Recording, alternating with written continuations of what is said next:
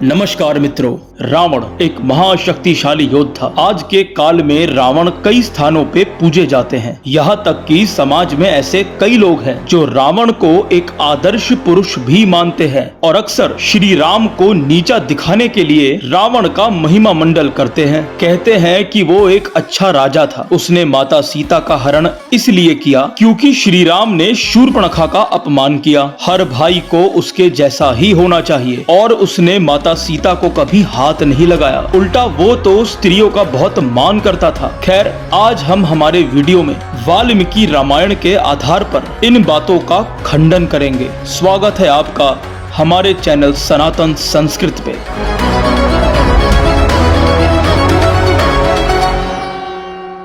वाल्मीकि रामायण के अरण्यकांड के 33वें सर्ग के अनुसार रावण एक विषय भोग में लीन रहने वाला व्यक्ति था, जिसे अपनी प्रजा की कोई खबर नहीं रहती थी और ना ही उनसे कोई खास मतलब। वो एक बुद्धिहीन और अयोग्य राजा था। उसका स्वभाव बालकों के जैसा था। तो दोस्तों, ऐसे राजा थे लंका के अधिपति रावण, और उन्होंने सीता का हरण क्यों किया था, इसका भी उत्तर दे ही देते हैं। अरण्यकांड के 34वें सर्ग में शूर्पणखा रावण से मां सीता के अलौकिक रूप का वर्णन करती है और रावण को ये कहती है कि मैं तो सीता को तुम्हारे पास लाने के लिए ही गई थी, पर राम लक्ष्मण ने मुझ पे प्रहार किया। अरे रावण, सीता जैसी रूपवती नारी को तुम्हारी भार्या होना चाहिए। तुम सीता का दर्शन प्राप्त करके काम से पीड़ित हो जाओगे। अभी इसी समय उठो और सीता पे विजय प्राप्त करो। शूर्पणखा ने वास्तविकता में श्री राम के पास विवाह का प्रस्ताव लेकर गई थी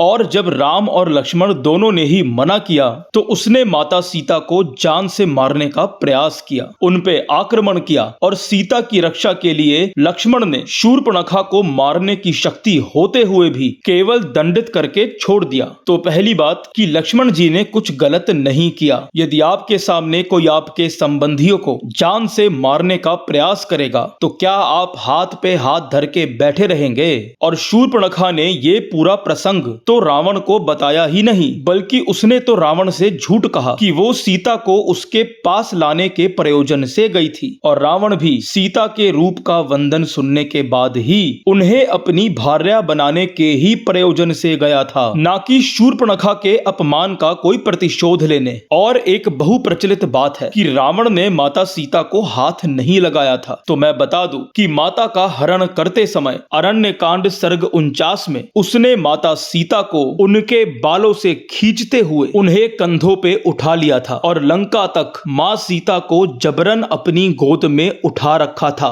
हाँ, ये बात बिल्कुल सत्य है कि रावण ने अशोक वन में माता सीता को कभी नहीं छुआ था, पर इसका अर्थ ये नहीं कि वो उसका उनके प्रति सम्मान था, बल्कि इसका कारण रावण स्वयं ही बताता है। युद्ध कांड के 13वें सर्ग में जब महापार्शव रावण को परामर्श देता है कि आप सीता की मान्यता को ना मानते हुए बलात् संबंध स्थापित कीजिए, तब रावण बताता है कि पूर्व काल में मैंने पुंजी कस्थला नामक एक अप्सरा के साथ बलात्कार किया था और जिसके फलस्वरूप परम पिता ब्रह्मा ने मुझे शाप दिया था कि आज के बाद यदि मैंने किसी भी स्त्री के मत के विरुद्ध उसकी पवित्रता को बलपूर्वक खंडित किया तो मेरे शीश के 100 टुकड़े हो जाएंगे। और यही कारण है कि मैं सीता के साथ कोई जबरदस्ती नहीं करना चाहता। इसमें भला रावण की कौन सी अच्छाई छुपी है, मैं आप लोगों से ही पूछना चाहता हूँ। और वैसे भी लंका में रावण ने माता सीता के साथ कोई अच्छा सलूक नहीं किया था। उल्टा सुंदर कांड के 22वें सर्ग में रावण माँ सीता को धमकाता है, यदि 2 मास के अंतर उन्होंने रावण का आधिपत्य स्वीकार नहीं किया तो वो उन्हें नाश्ते में खा जाएगा। ऐसे मानव भक्षी और स्त्रियों का शोषण करने वाले पुरुष को भला किसी का भी आदर्श कैसे माना जा सकता है? लोग तो ये भी कहते हैं कि भगवान राम ने लक्ष्मण को रावण के पास भेजा था ज्ञान अर्जित करने के लिए, पर मैं आपको बता दूं कि इस प्रसंग का वाल्मीकि रामायण में कोई उल्लेख नहीं है। रावण एक नीच और लंपट पुरुष था जिसने सकल जगत में निर्दोषों के रक्त की नदियां बहा दी। यदि आपको शिव भक्ति के लिए किसी को आदर्श मानना ही है तो मर्यादा पुरुषोत्तम श्री राम को मानिए, और यदि ज्ञान और बुद्धि के लिए किसी को आदर्श मानना है तो सर्वशास्त्र विधांवर महापराज्ञ श्री हनुमान जी को मानिए, ना कि रावण जैसे अधम प्राणी को, जो इतिहास में केवल निंदा का ही पात्र रहा है। और अब कृपया करके ये मत बोलिएगा कि रावण ने शिव तांडव स्तोत्र की रचना की थी। किसी भी शास्त्र में लंकापति रावण द्वारा तांडव स्तोत्र की रचना का प्रमाण नहीं मिलता है। तांडव स्तोत्र 8 से 11वीं शताब्दी के बीच ही लिखा गया है। तो कृपया करके रावण जैसे व्यक्ति का महिमा मंडल करने से पहले इन बातों को अवश्य ध्यान में रखें। धन्यवाद मित्रों।